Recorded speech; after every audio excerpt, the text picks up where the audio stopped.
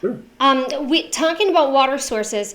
I just want to touch on something that you mentioned: landscaping near the foundation. Hmm. Um, there are people, myself included, I apologize, and like to put shrubs close to the house. Hmm. How far away from the house should those be in order to minimize problems? Well, it should be out of the backfill zone, which is the 5 feet. So at least 5 feet away from the house. Hmm. I need to replant some of my garden. um, Well, you can always take a monitoring approach too. yeah. You have shrubs and you've been watering them for a couple seasons and nothing's happened, then, maybe you should wait and see if something happens before you do anything, because Okay. maybe it won't happen. Well, and I use a drip system to Hmm. try to reduce the amount of water that I'm putting on the plants. But anyway, we don't need to talk about my gardening tactics. So we talked about cracks in the basement wall. What about cracks in the basement floor? Yeah, usually cracks in the basement floor or the garage floor are not an issue at all. The only time they become an issue is if they diselevate They heave. more than 3/8 of an inch, because then they're considered a tripping hazard. Okay. So it's not so much that it's the structure; it's just that it's a hazard.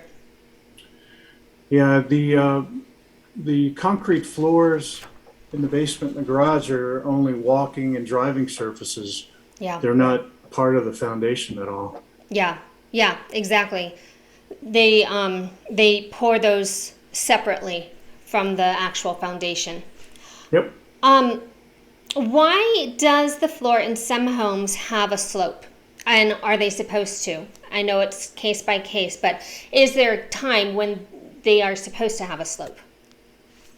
There's there shouldn't, you mean like on the first floor of a house? First, usually I see it in the basement. Oh, okay. Well, the reason the floors in the basements are commonly sloped is because the terminology for that is called a slab on grade, which means it's sitting on the soil, Okay, so that it takes the shape of the soil underneath. that makes So if sense. you have expansive soils and it heaves, then the slab is going to mirror that shape. To give you a better explanation of how and why that happens, if you look at a building site, and in our state we have a semi-arid climate, right? So we get about 12 to 15 inches of precipitation a year. And when you come in and build a house and you dig a big hole and you cover the bottom of that hole with concrete, and it could be like 1,500 square feet of concrete, right?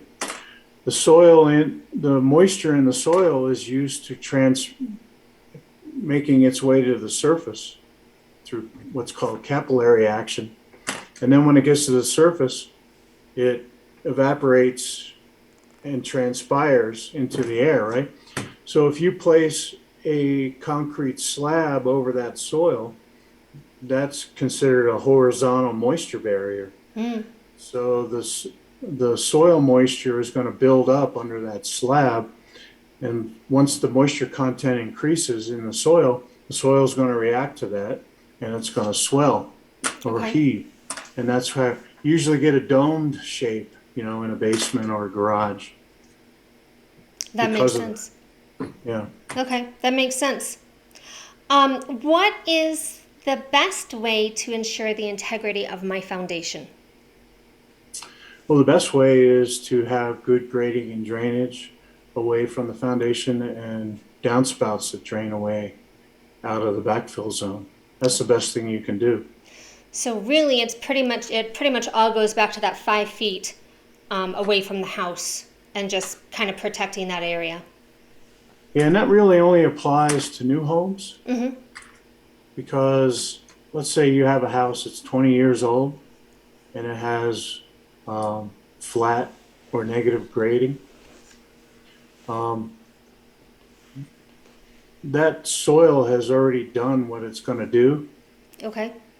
and it's had 20 years of seasons and bad grading and drainage, so it's not likely to be, there's not much energy left in the soil to be causing a problem. You know, you'd want to have good grading and drainage in that case, just so that you don't get water in the basement, for example. Okay. One other question. Speaking about grading, um, what is the best way to improve my grading? Well, the best way to improve it is to regrade the soil Okay. next to the foundation within 5 feet. But that's not always as easy as it sounds, Yeah. because, sometimes you may have to add soil, or sometimes you may have to cut the grade to get it to flow. But then at the end of the cut, there may not be anywhere for it to go. Mm. So you have to get creative sometimes and put in, French drains and different ways of carrying water away from the house once you make that cut, if you have to. Okay. Okay. So that's where Thank. someone like me comes in, if you need it. Well, Chris, thank you so much. I really appreciate your time. Oh, Um, you, how can people get a hold of you if they need to? they can just call my office number, 303-841-5000, Okay. or they can text me at 303-601-8634, or they can email me. And my email is Chris, CHRIS, at StructureCheck.com. Great. And then your webpage is structurecheck.com? Yep, All right. StructureCheck.com. Great. Chris, thank you again so much. I really appreciate it. Oh, you're welcome. Anytime.